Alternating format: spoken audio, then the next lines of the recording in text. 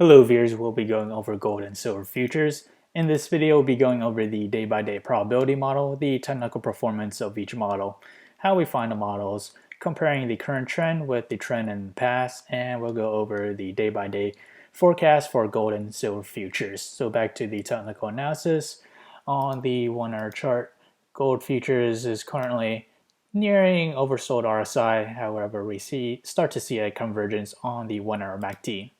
As for the 4 hour chart, we are now approaching into negative MACD territory. We have not reached oversold RSI yet.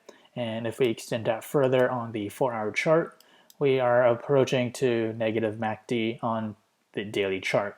And on Wednesday, we closed below the 50-day moving average, this yellow line. So there may be a possible breakdown in this uptrend. So if we do manage to make lower lows, I do see a possible resistance, or I should say support, at around the price where we previously made resistance that dated back all the way to February 24th, as well as March 9th, and as well as March 25th. And that is around a price of $1,666.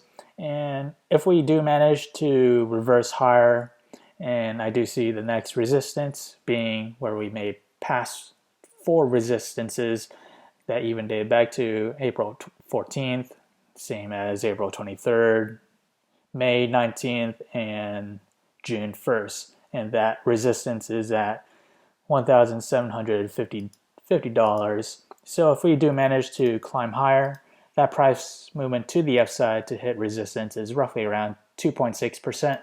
And to the downside to hit support, that is roughly around 2.2% to the downside. So now let's examine the day-by-day probability model for gold futures.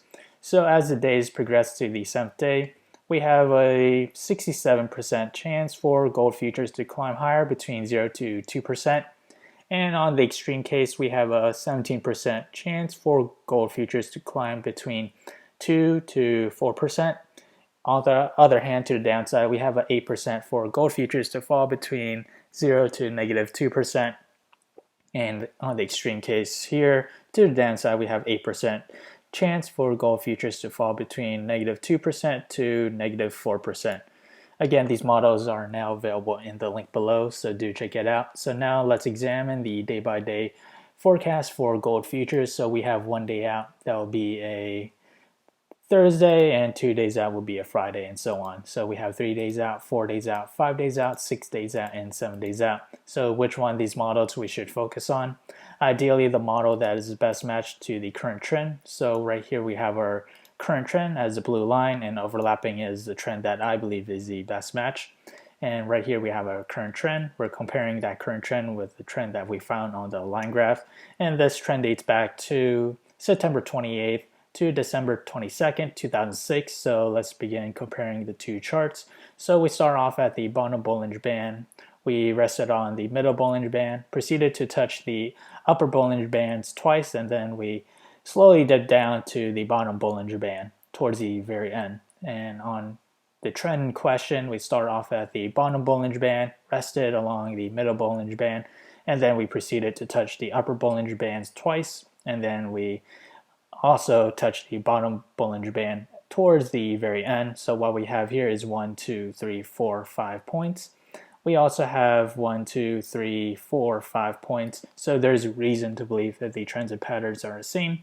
The outcome and forecast should be fairly the same. So the model that we just examined was September 28th to December 22nd, 2006. Gold futures was down roughly around 2.5%. So if we head back to the day-by-day probability model, that coincides with this standard deviation of 8% chance between negative 2% to negative 4% in the next coming days. Let's examine closer on the technical performance of each model.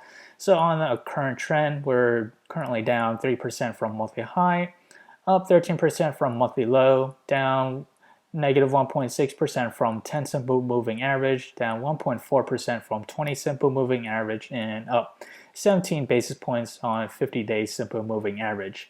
So now let's examine the trend in question that we just found.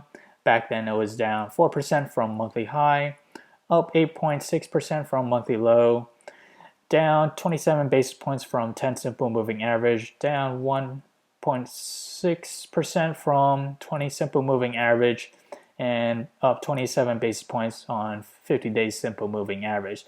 So among the two trends, there are technical similarities. And again, these models are now available in the link below, so do check it out. So now let's examine silver futures. So we'll examine the technical analysis.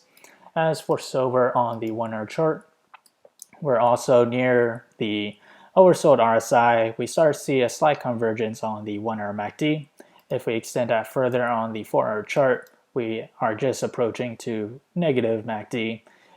Onto the daily chart, we are starting to see a divergence on the daily MACD, and yesterday or on Wednesday we managed to close slightly below the 9-day moving average, this blue line. So we need to see if we do manage to close that 9-day moving average for a couple of days to confirm that the uptrend is now in pause. So I do see a possible support level at around where the 18-day moving average, this blue line, and previous support levels rested on. That even dated back to May 9th, 19, and that is around the price of $17.43. And as for resistance, we have a possible resistance that was made back in June 1st. We need to break that level, so that resistance is at $18.85. If we were to move to the upside and hit resistance, that price movement to the upside is roughly around 4.9%, and to support level we see 2.8% to hit previous support.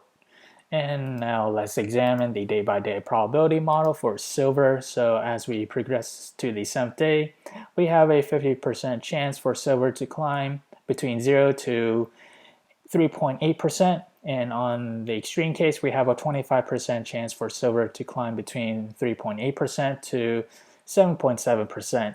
And on the downside, we have a 25% chance for silver to fall between 0 to negative 3.8%. And now let's examine the day-by-day forecast for silver. So what we have here is 1 day out, 2 days out, 3 days out, 4 days out, 5 days out, 6 days out, and 7 days out.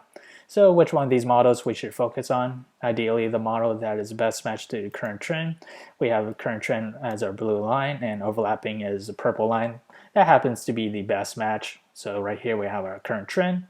And this trend in question that we found on the line graph dates back to June 15, or I should say January 15 to April 14, 2010. So let's begin comparing the two charts. So on the current trend, we start off at the upper Bollinger Band, proceeded to touch the bottom Bollinger Band. We made an attempt to touch the upper Bollinger Band and then slowly revert back to the mean to the middle Bollinger Band. And towards the very end, we touched the upper Bollinger Band. And now the trend in question, we start off at the upper Bollinger Band, proceeded to dip lower, touch the bottom band, reverse higher to touch the upper band, revert back to the mean to the middle Bollinger Band, and right towards the very end, we touch the upper Bollinger Band. So what we have here is 1, 2, 3, 4, 5 points.